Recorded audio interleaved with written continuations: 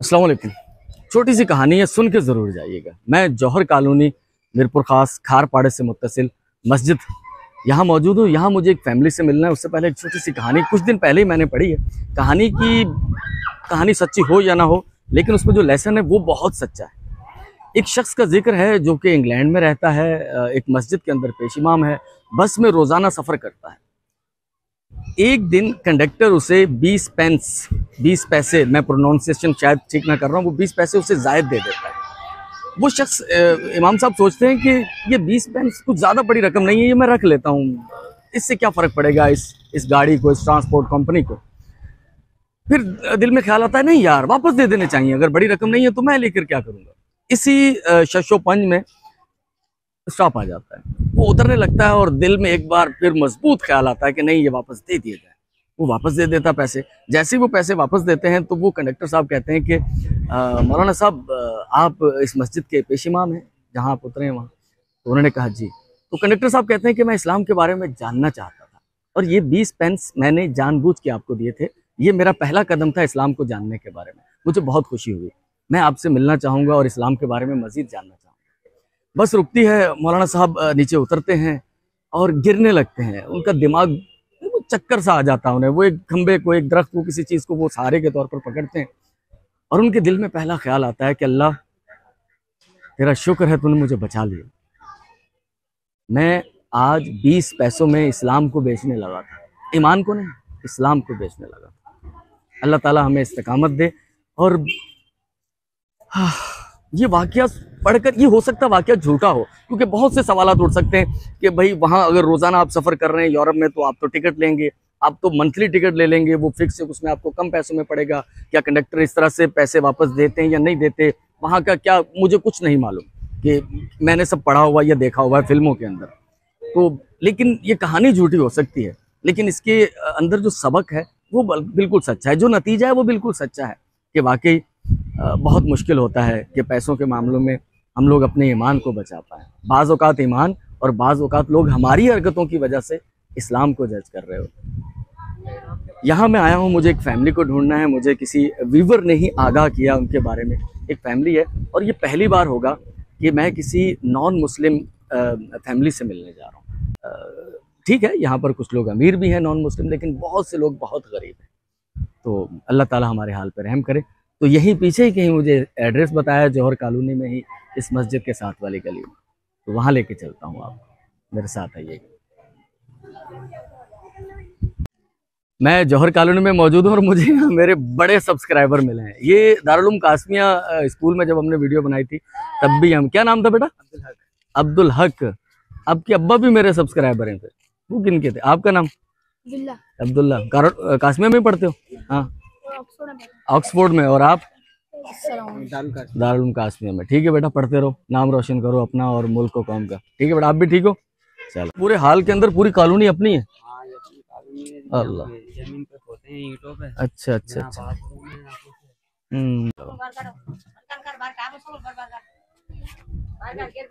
ठीक। अच्छा, बाहर की दीवार भी नहीं है?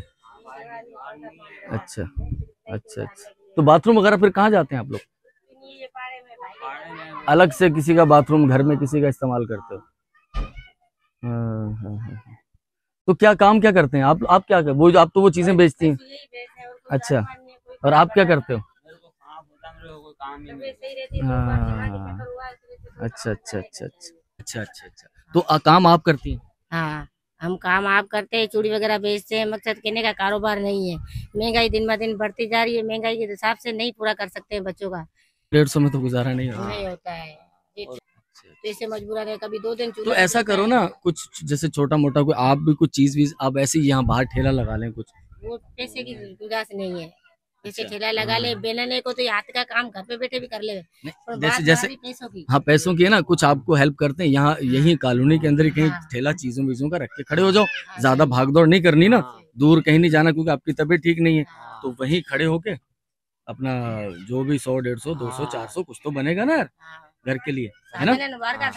हाँ चलो, ऐसा करते हैं, आपके लिए कुछ ऐसा सेटअप बनाते हैं कि आप कुछ छोटी सी अपनी दुकानदारी एक शुरू करें, वहीं खड़े रहें, ठीक है, घर के पास ही, हाँ तो घर का भी पीछे ख्याल हो जाएगा, तो वो अपना कुछ बच्चे को भी साथ रख लिया। हाँ, एक मेरी बच्ची है बड़ी है, हाँ। गूंगी बेरी है। अच्छा, गूंगी बहरी है। हाँ।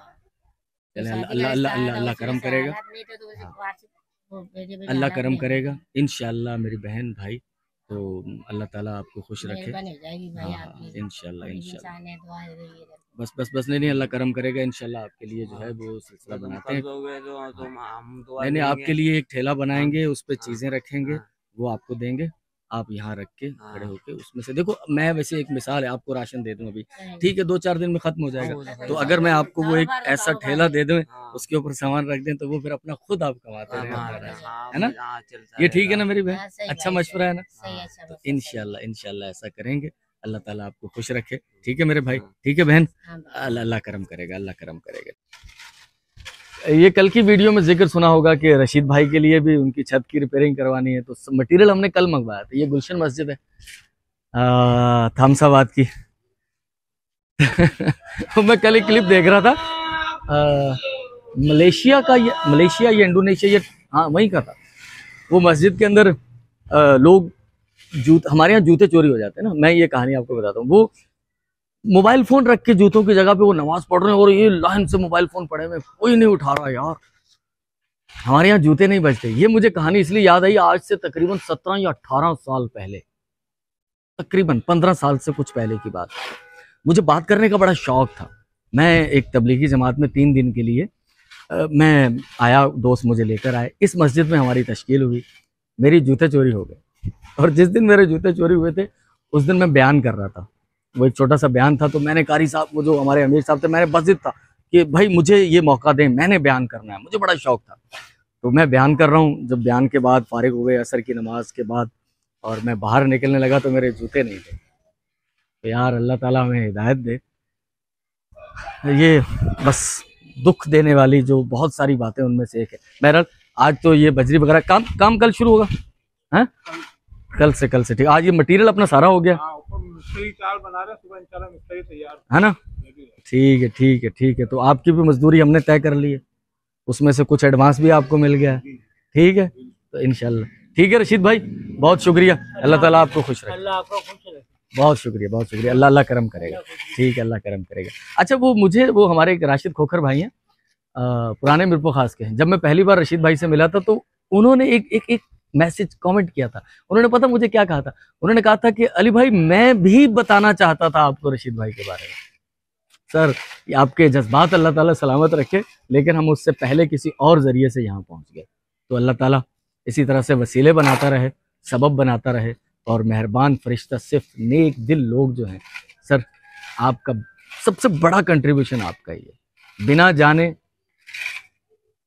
सिर्फ एक मुझ पे ट्रस्ट करें, ये बहुत बड़ी चीज़ है। अल्लाह ताला हमारे एतमाद, ट्रस्ट और हमें इस्तकामत दें। बस दुआ कीजिएगा मेरे लिए। चलो चलते हैं यहाँ से।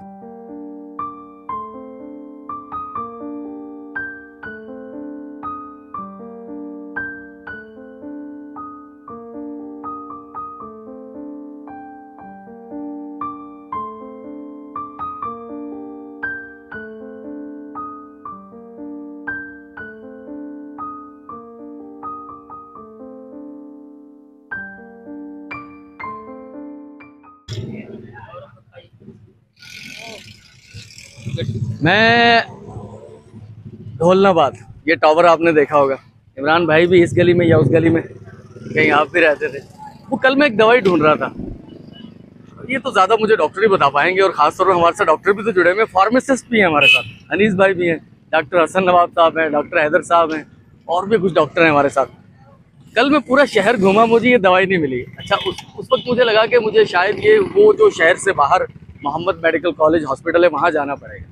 लेकिन फिर किसी ने मुझे बताया बगौर पर्चा देखकर दवाई का कि नहीं यार, ये शहर वाला जो साबका फजले उमर जो हॉस्पिटल हुआ करता था, अब वहाँ सिटी ब्रांच कायम है मोहम्मद मेडिकल कॉलेज की हॉस्पिटल की, तो वहाँ से मिलेगी। और मुझे मिल गई है मेडिसिन, मुझे मिल गई, उस बच्चे तक आज पहुँचा दी जाएगी।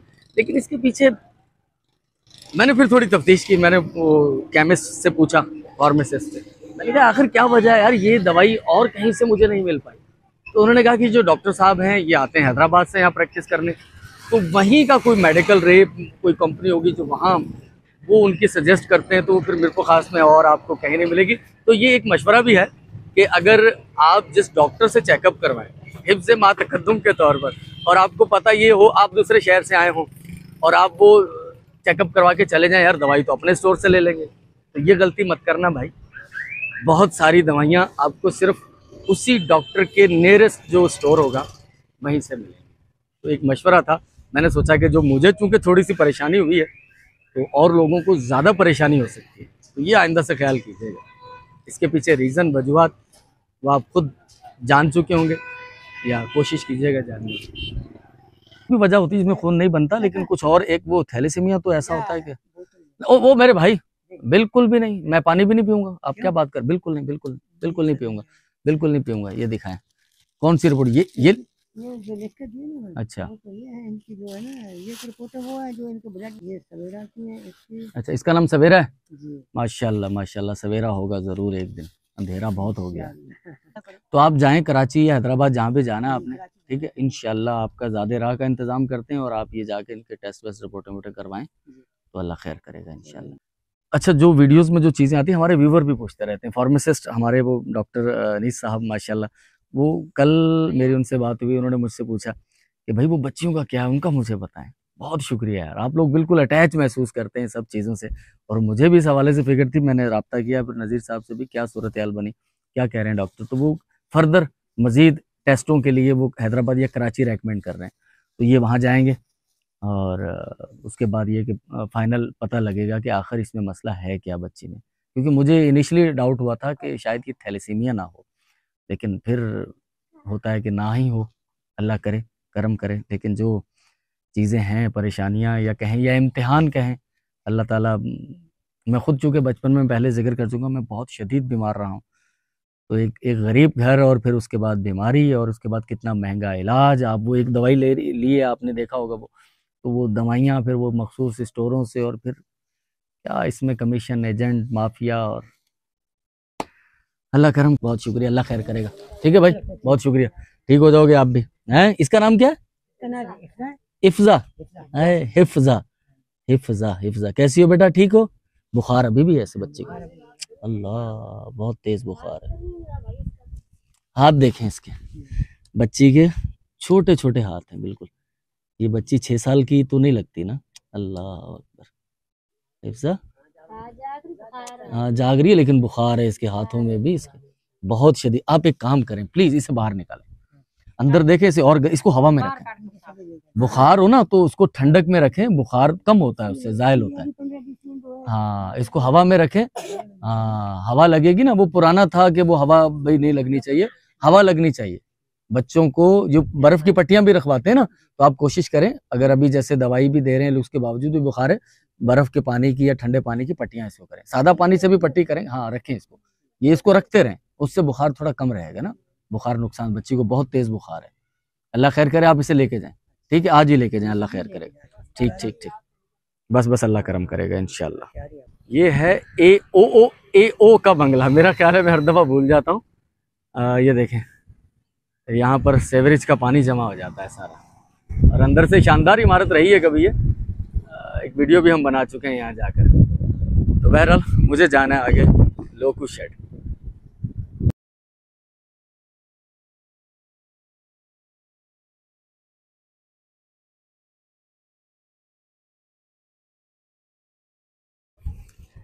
मैं जहाँ मौजूद हूँ इस इलाके में इससे पहले भी आ चुका हूँ और एक से ज़ायद बार आ चुका हूँ। ये महमूदाबाद लोकू शेड असल में ये। तो ज़फ़र वारसी साहब का मुझे मैसेज मौसूल हुआ। बाज़ औक़ात कुछ चीज़ें आपको क्लिक कर जाती हैं। मैसेज में ये था कि बस हमें वो पीपल का दरख्त दिखा दें जिसके नीचे बचपन में हम खेला करते थे। हो सकता है ये वीडियो किसी के लिए कोई अहमियत ना रखती हो, लेकिन किसी के लिए इस वीडियो का 1 मिनट उसके बचपन की यादों का दरवाज़ा हो सकता है, जिस दरवाजे से गुजर कर उसके ज़हन में न जाने कितनी यादें आएँ। हम तो सिर्फ एक लोकेशन आपको दिखाएंगे, लेकिन उससे जुड़ी बहुत सारी कई महीनों कई सालों की यादें हैं आपके जहन में। बस याद दर याद दरीचे खुल जाएंगे। तो मैं नसरू भाई की दुकान, उन्होंने कहा था कि नसरू भाई की दुकान, और उस गली में थोड़ा आगे जाकर पीपल का एक दरख्त हुआ करता था। लाल मस्जिद मेरे सामने है, उस तरफ सूरज गुरूब हो रहा है तो सही से मंजर शायद नज़र ना आए।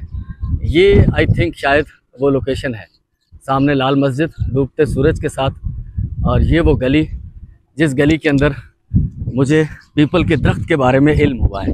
तो मैं बेटा वो वाला दरख्त है वो घर के अंदर आ गया जो। तो चलें जी ज़फ़र वारसी साहब, मैं आपको वो दरख्त दिखाता हूँ। वो दरख्त पहले कभी घर के बाहर होगा जहाँ आप खेला करते थे, अब वो दरख्त एक घर के अंदर है, यानी कि उसके इर्द गिर्द दीवार कर दी गई है। दरख्त तो चल कर नहीं गया, लेकिन दरख्त के इर्द गिर्द घर आ गया है।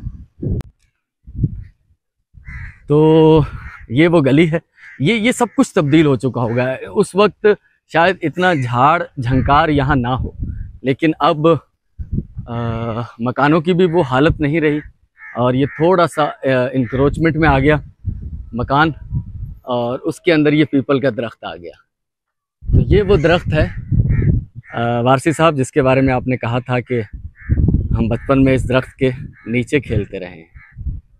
तो शायद एक वजह मेरी समझ में आ रही है, लेकिन ये वजह तखय्युलाती हो सकती है, इसका हकीकत से कोई ताल्लुक़ नहीं होगा। मैं वो वजह आपको ज़रूर बताना चाहूँगा, दरख्त यही है। ये बात करते हुए एक अजीब सी बात मेरे जहन में आई कि शायद इसके इर्द गिर्द दीवार इसलिए कर दी गई है कि और कोई इसके नीचे ना खेले।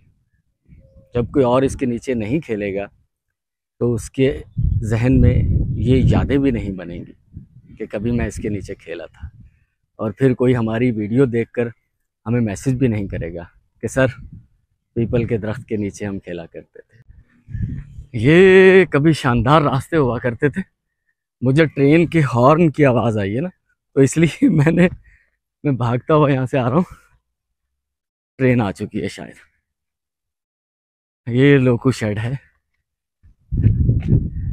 बहुत हालत उजड़ गई है। ओह, ये आ रही है ट्रेन भाई, हमारी ट्रेन आ रही है। ये सब ऐसा लग रहा है जंगल का मंजर, लेकिन ये जंगल नहीं है। ये देखें, ये पीछे वो लोको शेड नजर आ रहा होगा। लोको शेड नहीं है, लोको शेड के क्वार्टर्स। लोको शेड तो वो है जहाँ इंजन वो काले ब्लैक लोकोमोटिव होते थे। ये इसी का नाम चमन एक्सप्रेस है, और मारवी एक्सप्रेस भी इसी का नाम है। अब ये मारवी एक्सप्रेस है। जब ये मीरपुर खास से कोटरी जाएगी तो ये समन सरकार एक्सप्रेस बनेगी, मेरा ख्याल है ये।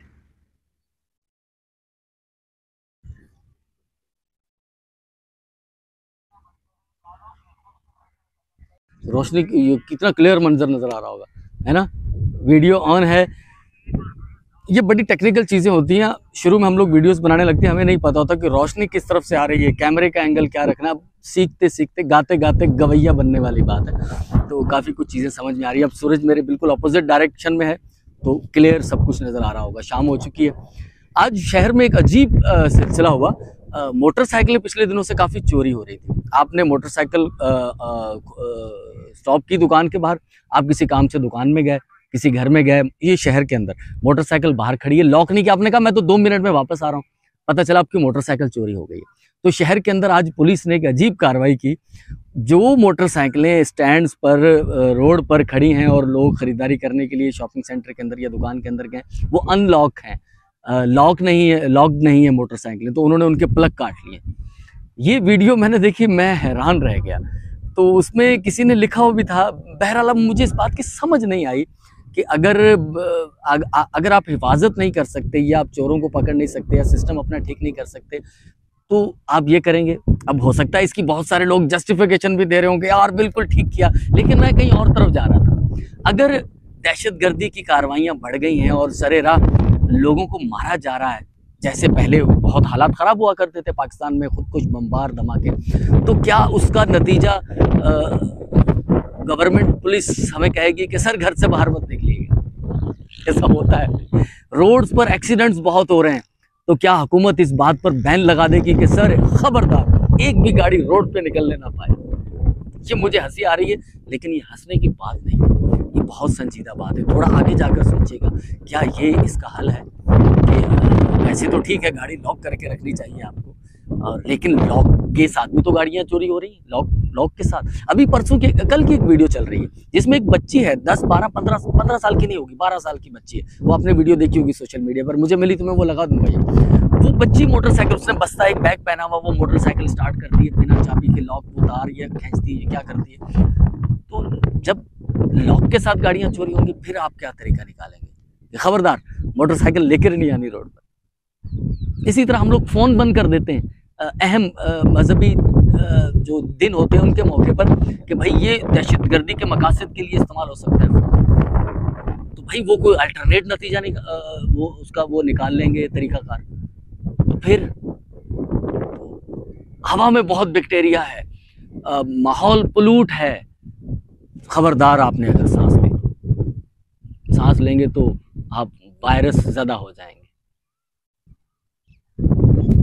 बहरहाल टेम्परेरी तरीकाकार है, कुछ फ़ायदा होगा इससे, लेकिन मैं कुछ और आगे की चीज़ सोच रहा था। लेकिन शायद उस आगे तक पहुंचने के लिए हमें बहुत आगे का सफ़र करना है।